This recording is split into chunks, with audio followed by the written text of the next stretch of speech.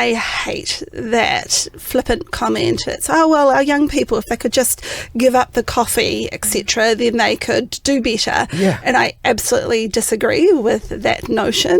The young people I work with, they are amazing. They are laser focused, but they have to be more creative because it is harder from a debt to income ratio perspective when you just look at numbers.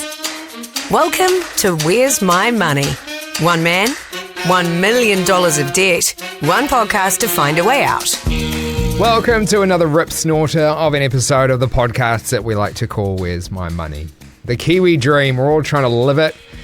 That's a pretty big assumption, but you know, the degree, the partner, the 3-bedroom house on a quarter-acre section, the nice fence, the car, 2 kids. I was trying to live it. I am still trying to live it, but what is it? Is it alive? Is it dead? Has it changed? Is it achievable? Is there a new Pope yet? All good questions that we'll tackle today, apart from the Pope one. Welcome to Where's My Money? As always, don't forget to like, subscribe, follow, and personally recommend us to your friends. And as always, a reminder, this podcast isn't here to replace any financial advice, as we can't take your own personal circumstances into account. We recommend you seek assistance from a trusted financial advisor, coach, or other financial advice. That's what Katie and Kirsty from Attainable do every single day, and they're joining me to hit the big topic of the Kiwi Dream and how we can sharpen the foundations on which we build that dream. But first, I got big dog economist Brad Olsen back on the pod to get his take on the Kiwi Dream and whether it's changed for good. I sort of do, and I think also, like, I'm not mad about that because it again, it's horses for courses. Like, I feel like for such a long time we seem to try and fit everyone into you. Like, the average Kiwi is like a bloke who's played rugby, goes out and mows the lawns on the weekend, has a partner and 2 kids. Like, it seemed to be like very old school how life was supposed to work. Like, I don't own a house, and I don't feel like I'm doing particularly poorly in my life. I know others do think that I'm doing poorly in my life because I don't have a house. It works for me at the moment. And I think that's what they're called. Oh, Haters. exactly. But I think that's the big thing. Like, just because I'm not doing something doesn't mean that I think that I'm failing, or do I think that because other people are doing it that they suck and are useless, and it's just different. Like, I mean, I live my life differently. I've got different things I want to do. I travel quite a lot. I work quite a lot. I'm not normally in Wellington. For those who are, they should totally have a different outlook on their money and what they want it to do for them. But, and I think this is probably the most important thing that I always struggle with, is more, I worry that people do what they feel like they have to do or that they think is the right thing without going, actually, what do you want? Because the question that I always get right, and I'm sure a number of others in the finance role often get this, people go, oh, what should I do with my money? You know, should I pay the mortgage? Should I do this? Should I do that? I'm like, what do you want? What do you want your money to do for you? Like, do you want to go travelling? Do you want to have kids? Do you want to have a house? Like, what's important to you? And I think people sort of take a bit of a step back and go, what do I want? Oh, well, actually, if I do want to travel, then it's a pretty easy one. Save up for some travel and buy some flights. If you're wanting to buy a house and you think that's important and you go, look, I'm pretty risk averse and that, then you probably wouldn't throw your money into crypto immediately. Other people go, you know what, I'm keen. I've got some risk taking in my blood. Let's go for it, and they do. Good. If that's the way you go, then as long as you made an informed decision, go hard. But I do think that oftentimes people are almost trying to please others with their money habits and go, I think this is the way I should do it, therefore hopefully someone will give me sort of indirect kudos for doing it that way. I'd much rather people go, oh, look, here's me pretty unashamedly saying this is what I'm going to do with my money. Don't care if you like it or not, but it brings me joy and pleasure, and therefore that's the way I'm going with it. Right, for an economist, that is a pretty cool response. So what about Katie and Kirsty from Attainable? I put the questions to them too. What is the Kiwi? What does it look like in 2025? Because like I said before, it was a 3-bedroom house on a quarter-acre section and maybe a nice car. And then I think maybe it changed to a 4-bedroom house and 2 cars and a designer breed of dog. And then we added a boat and then maybe a batch. Like, what does it look like in 2025? How has it shifted from 20, 30 years ago? I think that one of the biggest changes that we've really seen is that multiplier of income that you need to support a house purchase has really gone up. Yeah. I mean, 50 years ago, it might be that you'd need just over a year's income to support the purchase of a property for $50,000. Wow. But now what we're seeing is that multiple has really crept up to sometimes a multiple of 6 or a multiple of 7. So there is more challenges when it comes to that affordability of getting into property. Yeah, for sure. So that's talking in terms of owning the house that you live in as the Kiwi Dream, and that's what we've been marketed to. We've been convinced that it is the dream, and that's why that measure of success. I've bought a house. I'm done. Like, I've done it. But then you realise, hang on a sec, I'm paying this thing off for ages. This isn't a positive thing at all. Should we be changing what the Kiwi Dream is, do you think? I mean, I don't think the Kiwi Dream is dead. I think it's changed a little bit. I think people have to be more patient. They have to be more creative. And at its base, they've got to be more ambitious in terms of what they would like to achieve. Knowing that, like previous generations, it doesn't just happen. Your first home is not going to be your forever home. Let's just call it out. Yeah. It is part of a journey, and I think that potentially the first home that you purchase might not even be the home that you live in, but you're on a path to financial freedom, to have your own property, family, etc. But you've got to be creative in terms of strategy. yeah. So I guess for any Kiwi, it's defining what your Kiwi Dream is too, because it's not to say that mine and yours are the same. Absolutely not. Obviously, we probably all want the same outcome of financial freedom, right? Which is and security. And security. And I think that's part of the Kiwi Dream, because when we have that property or home, we feel secure. It's one of those basic needs that we have. But again, challenging people a little bit, do you have to own it? Can it be an investment property as part of an overall strategy that's going to balance out lifestyle and freedom? Yeah. And you mentioned something which I love hearing, because I love having confirmation that I'm right when I say the generations before us did have it easier in terms of property, right? Like you've said, the multiplier was so much lower than it is now. But all the other stresses and costs that are associated with just getting through life these days was so different. Yeah, and I hate that flippant comment. It's, oh, well, our young people, if they could just give up the coffee, etc., then they could do better. Yeah. And I absolutely disagree with that notion. The young people I work with, they are amazing. They are laser focused, but they have to be more creative, because it is harder from a debt to income ratio perspective. When you just look at numbers, they have to be strategic, because I think back in the day you were more on a conveyor belt. You kind of did your study, you didn't really, and then you got a job, you bought a house, and then there was this conveyor belt forward. And my parents challenged me a little bit around that. They hark back to when interest rates were really high in the 80s, and they're like, well, look where they are now. And I understand that was super challenging, but it was challenging on a lower base terms of the debt. As a fact, entirely true. Interest rates were like 10s, 12s, 15s, weren't they? Absolutely. Yeah. But and you're buying a 3-bedroom house for like you said, $50,000 or, $100,000 for a really nice house. Yeah. Absolutely. And I think that, look, historically Kiwis have been pretty bad in terms of our savings rates. And when it comes to property, it's one of those safe, secure investments. We can see it, we can feel it, we can touch it. It feels secure to us. Yeah. And it wasn't until we had the Kiwi Saver scheme brought into New Zealand as an option that Kiwis really started understanding things like managed fund investments a little bit more.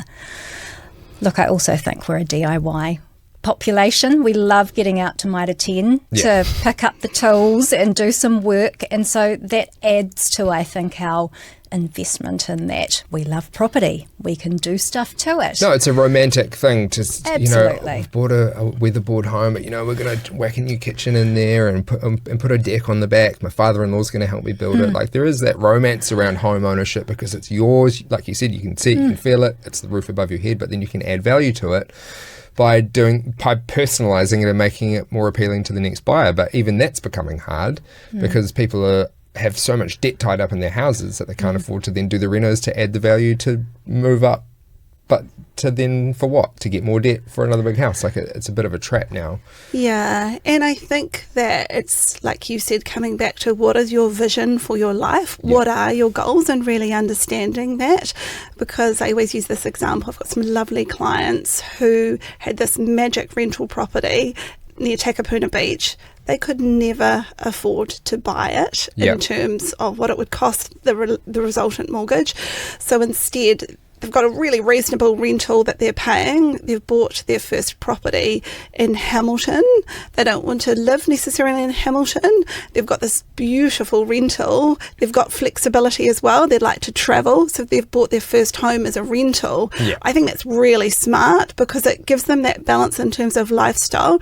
They've got a really tight strategy to pay off that rental debt, but they've really made it their own in terms of getting that balance right. Awesome. Because I think not knowing your numbers when you look at that dream, that can mean that you become unstuck. Yeah, and so, like rent vesting, that strategy is what we've touched on it a lot, because that's been the sort of strategy that Hannah McQueen suggested to us from the get-go is, have you considered selling your house, renting and buying investment properties as a way of generating wealth instead of just hoping that wealth comes out of your own home? But you're right, the numbers could blow out in that situation too, where you enjoy your lifestyle so much when you're rent vesting because you've got a bit more disposable income, that the fritter could really screw you in that sense too. So you do have to know your numbers so well. Yeah, and I think it's also knowing that it's never set and forget. Yeah.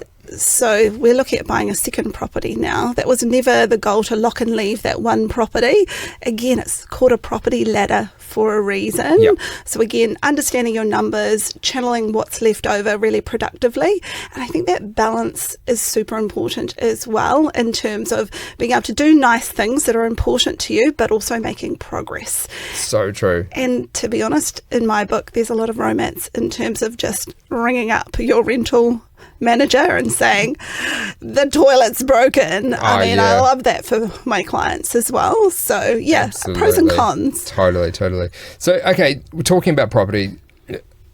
Is it still the smartest investment for growing wealth in New Zealand, or are we clinging to tradition? Because something I've learnt, and I have to remind myself every time, because I'm like, surely it's not just property, surely I could maybe it's Bitcoin, maybe I'm just going to push it all into Bitcoin. But the difference between that and investing in property, correct me if I'm wrong, is leverage, right? You're right. And I think it's really important to acknowledge that a really great plan has a balance of lots of different investment options. Diversification. Yes, that is true. And also knowing that your career capital investment is important as well. And lots of people forget about that or place too much credence in, I'm going to put everything into earning more money. Yeah. But as you and I know, the more that you earn, the more that you spend, the more you disconnect from your finances. For most people, they do a little bit of a lot of things, but it depends on age and stage where you will get maximum bang for your buck. Yeah. So property is super important when you're looking to grow wealth, because as you said, you can leverage, so you acquire a bigger asset that you get gains on when you hold it. Yeah. But I also love that managed fund piece where, and often my clients, when they're getting closer to retirement, they have more of an element of managed funds, etc., because that's quite liquid versus property. It is a liquid asset. So it's understanding age and stage, what do you lean into, which is going to give you maximum returns. Let's return to the word liquid, because something I'm guilty of in this podcast is a word I know, a listener might not know. So for all the Reagans, the pre-podcast Reagans listening that don't know what liquid means, can we touch on that? Yeah, so I think the easiest way to look at it is when you look at the opposite of something. So illiquid, property is generally quite illiquid. You buy it and then you hold it for a length of time. And so to get any cash out of your property, you effectively have to sell it. You have to find a willing buyer, and that can take time. Yeah. Versus if you have investments in managed funds, You can pick up the phone and sell that exactly now. right. Yeah. And so you get the cash in your bank account same day. Yeah. So that's really important in terms of covering yourself and that broader strategy, as is having a great buffer. because again, that allows you to weather different storms as well as part of that overall strategy. So I never advocate for just one strategy. It's a balance of all strategies.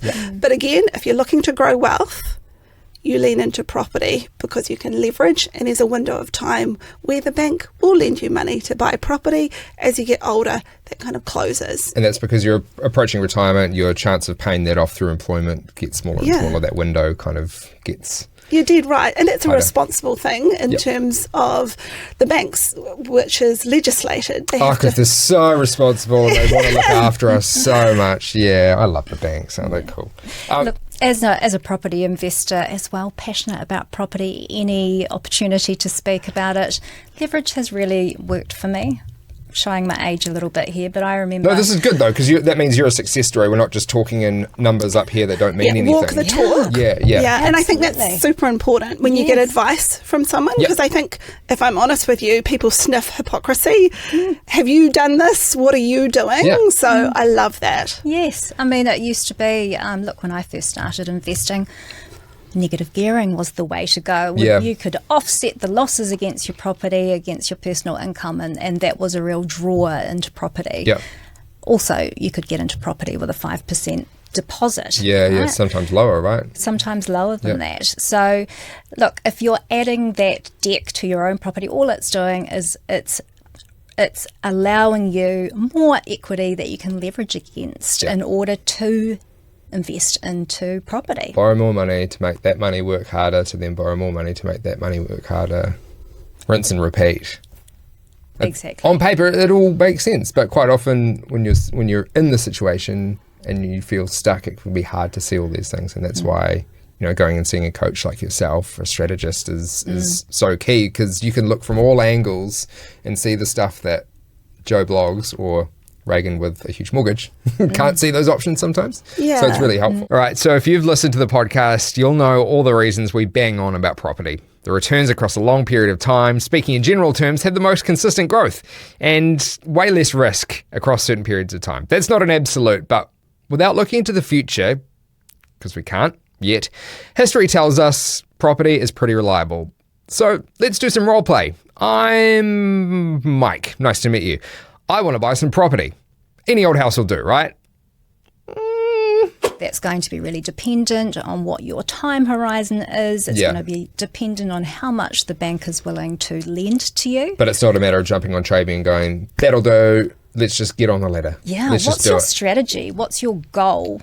What's the gap that we need to fill in order to get there? And then we're going to reverse engineer that to figure out, well, what's the right property for us to actually invest into? What's going to generate the highest rent for your level of investment? And, sure. What's the return? What are we going to need to potentially subsidise that property for? And what's it going to cost you to actually own this house every year on top of the debt? Sure, every year. But also, can we hold that through a property cycle? Yeah. So we can ride out the volatility of the return on that property. And do we need some kind of buffer? Yeah. Yes, we do. Thank you, Katie. That's a hard answer, yes. Curveballs, right? Yeah, Absolutely. because shit happens and you've got to be prepared for it. Exactly. So life is not static. It evolves and curveballs happen, and we need to be prepared for that. Do you think sometimes people are a little naive as well? They go to the bank, they say, you can borrow $1 million. And they're like, right, I can borrow $1 million. So that's going to be my anchor point. The bank told me. This means I can afford it. Yeah. That's we're massively guilty of that. Yeah. And, the maximum you can borrow is this. And go, cool, I adjust my expectations. All of a sudden I'm looking for a house worth 1.6 million because they would lend me 1.2 and we had 350 to 4 as a deposit. So I'm like, cool, 1.62, let's go. Imagine if I'd actually maxed out. Like the podcast wouldn't exist. I don't know. Scary. It was, we were so close to the line not maxing out. What would have happened if I'd gone to the what the bank said they thought I could afford at the time? Yeah, I think some lovely Wellington clients that I'm working with who bought their first home based on what the bank would lend them in 2021. Yes. And when we bought. Property has gone down. This is Wellington, so their property has gone down 25% in value. The husband is in the construction industry, so a little bit bumpy. And she's in the public sector and just going through round upon round of redundancy. That is scary. It is. It's scary. And so we're working really hard for them to feel empowered in terms of what they do. They still think it was the right thing for them to buy that property. They will be able to hold it. We've got a great plan in place, but you've got to focus on controlling the controllables, which is paying down debt and having a great strategy around that. Sticking to a budget. Oh, I can imagine the grocery spend in that house will be down to the cent each week. Yeah, so there's a few austerity measures which we know you can't hold or maintain forever, nor would you want to. No. But when you have a clear goal, when you want to sleep at night, as you well know, you will do what it needs, whatever you Pull need the to. levers. You do. And I think part of our job is always to make sure that we give our clients hope. Yes. We push them to be a little bit more aspirational than they might be otherwise, and to always make sure that we focus on controllables and we have a path forward. Yeah.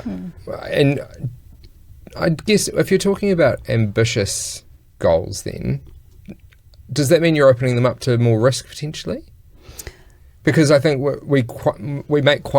I tend to make quite functional decisions when it comes to spending money because I don't want the risk of it going wrong on me. So maybe I'd take a safer approach. Yeah. And that's probably safer means less ambitious, but does safer mean, less risk as well? I hear you, and I just have a different take on that because what I see is the greatest risk for most people is the cost of doing nothing. People think they're being safe by keeping mattress stuffed under the, money stuffed under the mattress. People think they're being safe by just holding one property, paying off one debt. Yeah. That is not my version of safe, because what is the cost to them of not executing on other strategies? Yeah. And that's where a long-term view is so valuable. That is my job. Yeah. To have a longer line of sight than you do. Yeah, I agree with that.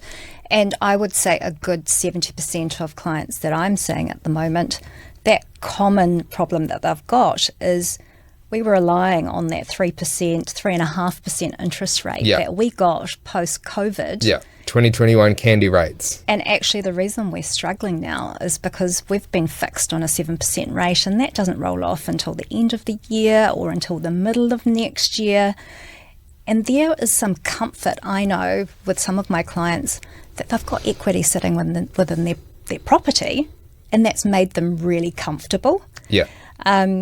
So with these types of clients, we're talking to them about sometimes we're surviving and just ensuring that we can really hone in on the budget and make sure we're earning more than we're spending until that rate comes up and we can actually have a little bit of wiggle room. Yeah, and that's the time to start executing the plan slightly differently, right? Exactly. If you're poised, ready to go, then it's a good thing. Yeah, so we've got this type of person, but then we've also got that person who perhaps we can uncover a lot more wiggle room just by being more efficient within their cash flow. Yeah.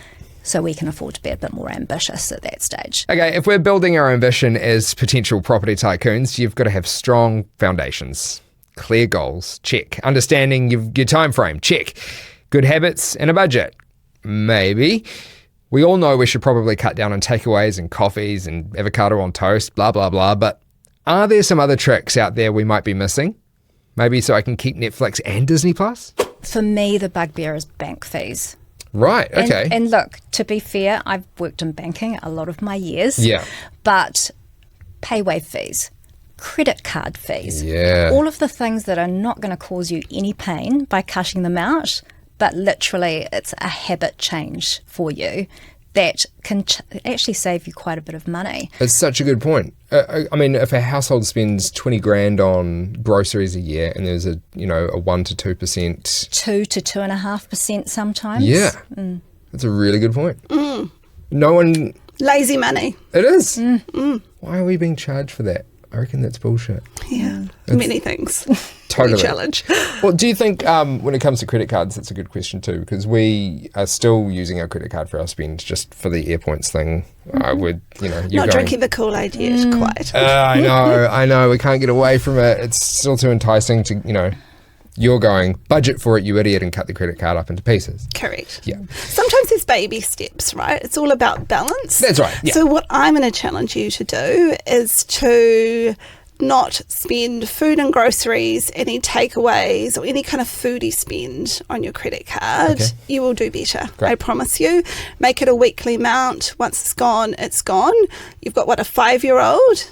Bring them on the journey as well. Like my kids, they're older than yours, but they still crawl all over our weekly food spend. Every weekend they're like, so Mum, how much money do we have left? In terms of that stuff. And that is a great life lesson. And remember, kids start learning about money from 3. Yeah. Gamify it.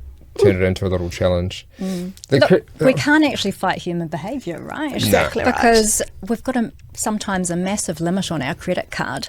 And so behavioural science tells us that we will, potentially can spend up to 15% more by using it. It's like the speed limit sign. Yeah. I can go 100, so I'm going 100. But it's wet. Yeah, but it said 100. So it's the same with, I've got a $12,000 limit, so I can spend up to $12,000. Yes, we treat it like a target rather Yeah, than a limit, exactly. don't we? Yeah. So how do we create some friction within that spending decision Yeah. that gives us a moment to go, did I need to spend that or not? Yeah. It's conversations with you, Katie, that have actually changed my relationship with my credit card, because whenever I see it, I just kind of shudder now. I'm like, oh, you bastard, you've got me in your grip. Yeah, and knowing that it is hard to get ahead. We acknowledge that. It's hard to be all over your health. It's kind of hard to be all over your money. So Life's hard. It is tricky, but control the controllables. And the thing that you can control, which is probably the theme and lots of things that you hear us talking about, is your environment. Yeah. So again, if you want to force a result, if you want to be better, change up that environmental piece. Stop using your credit cards so much. You will spend less.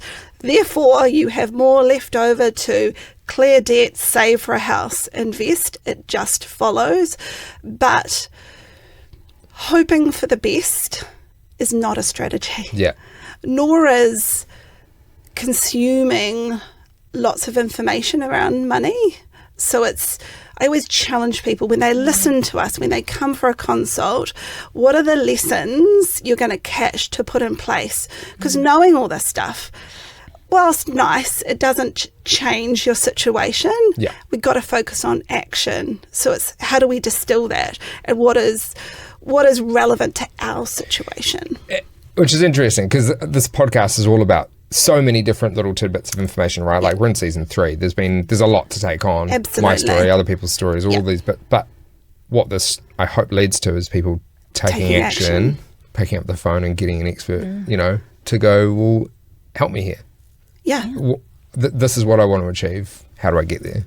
Yeah, absolutely. And I think that, first and foremost, because we are human, let's put some systems in place that allow us to stick to our plan. Systems, guardrails, whatever you want to call them. Yes. Yeah, because some people don't like to follow rules because that might seem a bit too strict, but whatever you fucking want to call them to make it work for you, eh? Yeah. And I've got lots of rebels that I work with, and they hate rules, but they really want to know that they're doing the right thing. And so what works really well, if you're like, don't tell me what to do.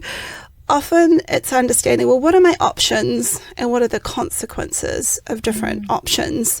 You could choose not to invest in property, but what is the cost to you of not using leverage into the future? So you always steer the ship, but in a good conscience in terms of implications. I think that's so important in terms of empowering someone around their finances. Nice. How can people rethink their spending habits without feeling like they're missing out on life? Because I think, that was something we found about it coming to Enable Me was, it's actually quite a human experience. Like, Hannah's like, I'm not trying to stop you from enjoying your life. So how can people kind of put this plan together without feeling like they're missing out on life? Is it figuring out your non-negotiables first, or do you start with the bills and then backfill with maybe the nice to haves on the outside? Yeah, look, I think you would have talked endlessly about fritter, yes, that mindless spending that we do. And I tend to find with my clients that it's so unconscious. And in fact, until we shine a light on that from a third-party perspective, they have no idea what they're doing. Yeah. And so there tends to be about 15% that's going walkabout somewhere. It actually becomes a bit of a competition and a bit of a challenge sometimes between couples to pick up where that missing money has gone, and to actually the thrill of having it working for you. Yes. And not the opposite, which is like causing fights and sparking a divorce. You're not trying to... You're not trying to break that will really hurt your finances. That's what I've heard. Divorce is very expensive. Avoid at all costs. Yeah, so I just find third-party accountability, it is amazing, and it doesn't absolutely necessarily have to be a professional. If you're telling someone what your goal is, they're immediately going to hold you accountable to that. The next time they see you, how's that goal going? Yeah, I needed that for sure. Yeah. I've been a financial coach for a decade now. I'm shocked. Congratulations. Yeah. And we're here for you to live your best in life, not your smallest life. And I think that's really important. And as part of living your best life, you need to understand what's important to you. But I will challenge you, because so much is habitual and you just do it for the sake of it. These guys are the best to work with, and I love having these conversations, and I know you know that. And I know I say it a bit, but I really hope you can take some advice on board from these guys if you're looking for it. So back to the Kiwi Dream. Katie and Kirsty weren't born as Enable Me coaches, but they've certainly seen the whole spectrum of money matters come at them in their jobs. So with a little bit of hindsight and what they've picked up in their careers so far, I asked them what they wish more Kiwis knew, thought and felt about money in 2025. I think for me, I had a 21-year-old in to see me the other day, and I don't ever remember thinking about financial planning as a 21-year-old. I was very, very interested in property, but I wish that more Kiwis would understand the power of compound interest as a starting point, and the value of time when it comes to accumulating assets. Yeah. Because... assets, not stuff. Not stuff, not spending. It's all about the more time that you've got, the less return you're going to have to chase down, the less risk you're going to have to take. Yeah. And the less stress it puts on other parts of your life while you're trying to chase it down. The less impact on your lifestyle at the end of the day. Time is important, and I would speak to that as well. We had a comment in a webinar recently from a woman in her 40s saying, is it too late? It is never too late to start. My youngest client is 23.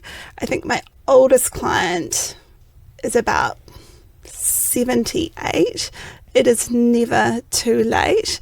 And after being in this gig for nigh on a decade, I also know what people have done in the past is no indication of what they're capable of. And I love that for people, and I wish more people knew that. But be brave. Don't just keep doing what you're doing, hoping for the best. Put in place strategies, think about actions, reach out for help, because you can do better and unlock that Kiwi dream. Thanks to my guests Katie Wesney and Kirsty Healey from Enable Me, and of course big bad Brad Olsen, Chief Executive and Principal Economist at Infometrics. Follow us on Instagram for more ways you can smash your cash habits and be better with your money today. And you can DM us to ask questions that I can in turn ask our expert guests. The next episode feels like a bit of a pivot, but trust me, it's a goodie. And it's an important topic. We've been there before, but we're diving back into the world of divorce. When you lose your marriage, there's that piece around losing. You lose that piece around, like, you've lost your partner. For me, it was like losing my partner. It was like losing my life friend. We'd been together since we were 21. Wow, yeah. But also, it's all those dreams of the future. Join us in the next set. Bring some tissues, and I'll keep asking the question, where's my money?